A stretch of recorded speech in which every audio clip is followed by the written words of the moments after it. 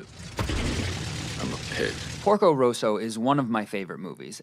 Never And seen I say it. that even though I wouldn't call it a great film, don't get me wrong, it is great in its own way. I've never heard of this. Compared to other Studio Ghibli productions like It's a Spirited Studio Away, Ghibli Princess film? Mononoke, or Grave of the Fireflies, it's not quite. I've also never even heard of Grave of the Fireflies. What the fuck are these? Although I will be honest, I made a promise to Sophia that I will watch every Ghibli film because my favorite one is Princess Mononoke and Ponyo.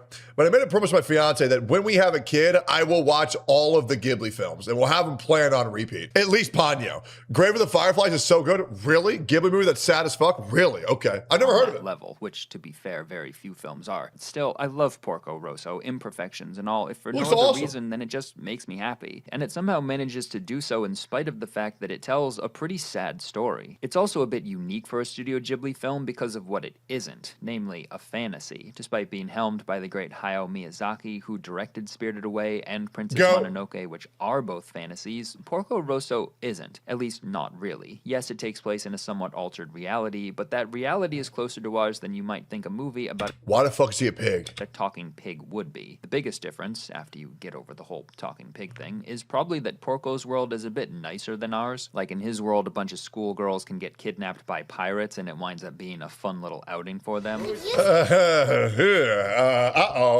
Yeah. Or a grenade can be dropped in the middle of a crowd and it plays for comic relief.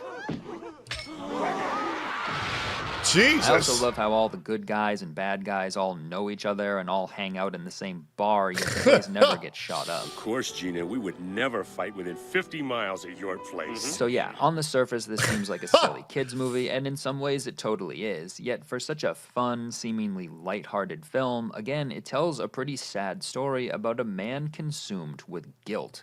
That sounds really good.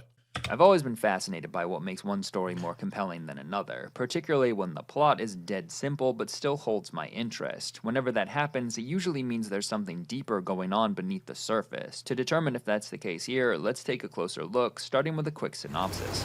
Porco Rosso is about a seaplane pilot who works as a bounty hunter in the Adriatic Sea in the years following World War I. Because he's so exceptional at his job, he earns the collective indignation of all the seaplane World War I, not World War II, which takes place between 1939 and 1945. pirates that he constantly thwarts, and in their desperation to beat him, the pirates basically do what the criminals in The Dark Knight did. They pool their resources and hire someone to do what they can. Simple. We kill the Batman. But instead of hiring the Joker, they hire an American pilot named Curtis. Knowing the pirates and Curtis are gunning for him, and that his plane is hardly up to the task, Porco flies off to get repairs. On the way, Curtis intercepts him and shoots him down, but Porco survives and makes it to Milan, where he meets up with his old mechanic. The men in Milan are mostly gone because there's no work, so Porco's plane is built by women, chiefly among them Theo, Oh, that's how you know it's gonna be fucked. a 17-year-old engineer who's amazing at her job and who, upon the project's completion, insists against Porco's wishes on returning to the Adriatic with him to ensure the plane she designed runs properly. Upon returning home, Porco learns his hideout has been discovered and all his enemies have come for their pound of flesh. But before they can get it, they're stopped by Theo, who says if they have any honor, they'll fight him in the sky, which of course none of them want to do. I'd fight Porco, but my plane has engine trouble. Fortunately for them, Curtis shows up and accepts the challenge on their behalf. Since Curtis has this habit of falling in love with any woman he meets, he instantly falls in love with Theo and says if he wins, she'll have to marry him. Against Porco's wishes, again, Theo accepts, but says if Porco wins, Curtis will have to pay off all his debts. With the terms drawn, the two aces meet and have a spectacular aerial battle that then devolves into a boxing match. Obviously, Well, that kind of defeats the purpose of going towards the sky if they had any honor, if all they're gonna do is fucking punch each other, but maybe it was epic, I don't know. I've left out a few details in the name of brevity, but that's pretty much what happens. So let me ask you this. Does what I just described sound like a sad story? No. Not really, right? It sounds more like a fun, silly, exciting movie, which it is. The sad part is surprisingly easy to miss because it either takes place outside the main plot's timeline or because it's hiding in plain sight. Porco is, of course, a pig. Not because he was born that way, but because he was cursed to look like one. Now, in a lesser story, or not even a lesser one, but just a more traditional one, the movie would center around that curse. It'd be all about why was he cursed? How is Sure. he cursed? What does he have to do in order to lift the curse? And most important, does he succeed in doing so? Because being ugly, not being conventionally attractive is the worst thing on earth, and if you're ugly, you should kill yourself. However, in this story, not one of those questions is If you're a woman, you must use 50 pounds of makeup. If you're a woman, you should get every surgery on planet Earth, because any imperfection, you're practically a piece of shit. answered, at least not directly. The only times the curse is explicitly mentioned is early on when Gina, an important character I sneakily failed to mention before, says to Porco, or Marco as she calls him, How are you ever going to break that stupid curse on you, Marco? and then again near the end of the story when Theo says, What if I kiss you, Porco? You've heard of the fairy tale where the girl Oh, kisses no. the frog and it turns him back into a handsome prince? Come on. You've got to save it for somebody special, for crying out loud. Don't you like me? I will say the movie Oh, has a slightly no. weird vibe going on with Theo being mildly sexualized. Thank you. And you know, my butt is bigger than it looks. Then again, Curtis does have to fall in love with her at first sight, so I guess you could justify it that way. Anyway, those are the only times the curse is directly addressed, and in both cases, Porco's immediate response doesn't tell us anything about the curse itself. It does, however, tell us how he feels about it. He acts as if he deserves it. When he says to Gina, Face it, I'm a pig. he does so with complete resignation and finality, and Wait, that's like actually just like kind of badass though. What the fuck? Why have I never heard of this? Dude, Porco seems like the fan. Yeah, I'm ugly. I've been cursed. Oh my God. Unfortunate fate has befallen him, but rather than obsess over it, he accepts it and makes life work regardless of his curse. Oh my God. He just owns it. He's the man. Yo, this guy's just like me. What the hell? He's just, I'm Porco. I am Porco. Even though I'm bald, I just accept it. Bro, this shit seems like cinema. I love it. he repeats this mantra throughout the film. I'm a fucking pig. Pig. I'll leave that to you humans. So That's why is so Porco so cool! resigned to his fate? Why isn't he trying everything possible to lift the curse? Is he just a really stoic person who accepts his fate because he knows he can't change it? If so, I'm sure he'd get Marcus Aurelius' nod of approval, but Yep. that's not really what's going on. Again, Porco doesn't just accept his fate, he acts like he deserves it. Consider the previous scene with Gina. Before she asks how his curse can be lifted, she laments that Porco scratched his face out of a photograph she has of him and her late husband. That's my favorite picture. I can't believe you scribbled over your face. That's the only picture left of you as a human. Can you imagine doing this? Scratching your face out of the only picture you share with someone you admire who's no longer alive? That's not Hey, fuck something 'em. you do just because you're having a bad hair day. Porco never comes out and specifically explains why he did this, but his actions hardly reflect someone who's proud of himself. It seems more the opposite, that he's ashamed, which again begs the question, why? I have to tip my cap to Miyazaki here. The man is a master storyteller. He understands is. that if your audience wants to know something, you don't just tell them. You either make them figure it out for themselves, or you make them wait. Though we get our first hint that Porco is riddled with guilt during this early scene with Gina, which is then subtly reinforced throughout the story, we don't learn why until halfway through the final act during this scene with Theo. Because she put everything on the line for Porco, he decides to share something deeply personal with her. Now, I said at the start of the video that Porco Rosso, while outstanding, isn't perfect. For me, the third act is the weakest. It's not that there's anything wrong with it, or that I would change anything about it, it's just that it ends in a big showdown, and with most showdowns, you usually know how it's gonna go. Of However, course. the third act also contains the film's best sequence, which I would describe as perfect. It occurs when Porco tells Theo about a fateful day during the war, when he was out flying with his squad in the Italian Air Force. Next to him was his best friend Bellini, who'd just gotten married to Gina. Yeah, that Gina, which should tell you why Porco's feelings towards her are somewhat complicated. Of course. Gina says, don't you say Gina like you know her. Surprised by an enemy squadron, they suddenly found themselves in a vicious dogfight, and before long, Porco realized, much to his horror, that he was the only one from his team left. Yeah, that was some crazy times where like fucking kamikaze bombing was like normalized, and like dying just to inflict damage was like, praise in that culture. So yeah, dogfights back in that era were fucking vicious, bro. Thinking he was done for, he fought till he blacked out, but then he woke up and saw this.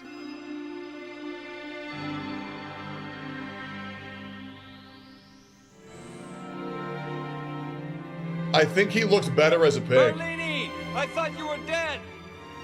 Come back here. Where do you think you're going? What about Gina? You can't leave her alone. Let me go instead. This scene destroys me. It's so sad. It's in stark contrast to much of the rest of the film, and it finally explains why Porco feels so guilty. He was the only member of his team to survive, and it wasn't because he was just better than everyone else. Again, he blacked out. He should have died. The fact that he survived didn't make him feel lucky or grateful. It made him feel undeserving and ashamed. When Theo says, God was telling you it wasn't your time yet. Porco refuses to cut himself any slack. Seems to me he was telling me I was a pig and maybe I deserved to be all alone. Though the sequence only takes up a small fraction of the overall runtime, it serves as the emotional anchor of the story. It weighs on everything else that happens. After you see it, even these lighthearted scenes become tinged with sadness. A thing that I learned that made me feel a lot more comfortable with my life is a habit and an outlook that I think more people should adopt, which is every single disastrous thing that happens to you, no matter how unfair it may seem, no matter how much you feel like you didn't deserve it, finding some way to take accountability for, like, you know, the misfortune that befalls you can make you feel a lot more in control of your life if you change your mindset. You know, like, for example, this is something small. And obviously, you guys know I've been through a lot of shit throughout my entire life. And the majority of that is because I am not good at picking women. But something as large as that, I shouldn't have thought so much with my dick. And, I should have picked better women. But other than that, there was another small instance of my dog Mango. And Mango headbutted Sophia in the jaw, and then he punched me in the nuts. And rather than be angry at my dog and be like, oh, bad dog, I didn't do that at all. Instead, I said, well, if I would have not been a lazy fuck, woken up early, and walked him longer than I did, he probably wouldn't have had the energy to have that little outburst and accidentally hurt us because it wasn't intentional. And it's little things like those to where I could be angry at Mango, but he didn't fucking do anything. I could feel sorry for myself, say, oh, my balls hurt, I didn't deserve that. Or I could have figured out what I could have done in the future, which was at the end of the day is be a stronger, more calm, more sound person. And that's what I did. And every single day since then, I've walked the fuck out of Mango. And guess what? I'm not getting hit in the balls. And guess what? Sophia's not getting headbutted by my dog. And guess what? Mango's nice and calm. So I could have just sat there and blamed the dog for being crazy, or I could have fucking done something about it. Because too many people say, boo-hoo, so sad, my life is so hard. But just get up and do something about it and figure out where you can min-max and take control of the misfortune that falls upon you in your life before it consumes you. Just my opinion. And I think it'll help you guys a lot too. You realize Porco's living in a kind of self-imposed purgatory in which he constantly judges himself to be a bad person. I gotta confess, whenever I watch this movie, I always start off envying Porco just a little. I mean, he lives in paradise on his own private island. When we first meet him, he's chilling with a bottle of wine next to him. He's got some tunes bumping. His sweet ride is parked nearby. He's got an awesome job that he's amazing at and that everyone thinks he's amazing at. He's got permanent VIP status at the hottest club around, and the fact that he's a pig somehow doesn't hurt him with the ladies at all. Porco, tell me about your rescue. Next time when it's just the two of us. By the way, So this is one sick. reason I love animation. It allows you to accept almost anything at face value. It also, and this is the truth, it doesn't matter how you look. If you have aura, nothing else really matters, right? Like, even me, like, I'm a pretty okay, I'm all right looking. I used to be horrendously ugly. Right now, I would say I'm pretty okay. I have no issues with people being attracted to me at all. Yeah, because I have confidence. I have charisma. Everything else just fucking falls into place if you have that. So work on yourself. Become more of a confident human being. And, ditch as many insecurities as you possibly have. And, you will get the ladies. Like, can you imagine if this was a live-action movie about a guy who looks like a pig? I know they can do amazing stuff these days with CGI, but I still Planet of the think Apes it'd be goated, by the creepy way. and distracting and wouldn't allow you to suspend your disbelief. Yet with animation, particularly the brilliant old-school hand-drawn Studio Ghibli kind, It's you gorgeous. just go with it. No one else makes a big deal out of Porco being a pig, so neither do you. Yep. Anyway, Porco's world may look like heaven at first glance, but as the story goes on, you realize that he is not in a good place mentally. It's always sad when people people are cruel to each other, but it's equally sad when people are cruel to themselves. However, now that we know why he's so cruel to himself, we can go back to these questions regarding the curse that the movie never answers directly. I've talked before about good ambiguity versus bad ambiguity, the main difference being that with the bad kind, you're left with a bunch of questions you're unable to answer for yourself, which is frustrating, whereas with good ambiguity, you have enough information to answer questions for yourself, or the answers just don't matter. Thanks to this brilliant sequence, we should be able to address these questions, at least somewhat. So, moment of truth, why is Porco cursed? One issue I've kind of ignored in this video is fascism, which took hold in Italy during the time the movie is set, and which Porco steadfastly refuses to Real fascism, not fascism that takes place on Twitter, which means somebody has an opinion that's different than yours. take part in. How about buying some patriotic bonds to help serve our nation? Sorry, I'm a pig. I'll leave that to you humans. He even So says cool. he'd rather be a pig than a fascist. But I'd rather be a pig than a fascist. That's an important statement. Refusing to support fascism during that time in Italy was a very dangerous thing that would certainly make you an outcast. You could argue the movie is saying that to be a non-fascist in a time of fascism is analogous to being a pig amongst humans. Yet, as nice as that sounds, it doesn't actually explain Porco's curse very well. Yes, he is an outcast and an outlaw who refuses to get swept up in the nationalist hysteria that's gripped his homeland, but that same label applies to pretty much everyone in this movie. They all operate outside the law, including Fio and her relatives. They help Porco build his plane knowing full well the government is after him, and Ferrari, a member of the armed forces, helps Porco evade detection and escape back to the Adriatic. If refusing to be a fascist is what turns Porco into a pig, everyone else should be too. While fascism plays an important role, it's the backdrop of the story, not the subject. Alright, so with that out of the way, what really explains Porco's curse? For me, it's a combination of the guilt he feels for surviving, the shame he's carried with him since, and just an overall negative view of mankind. Now, does that completely explain how a human was turned into a human-swine hybrid?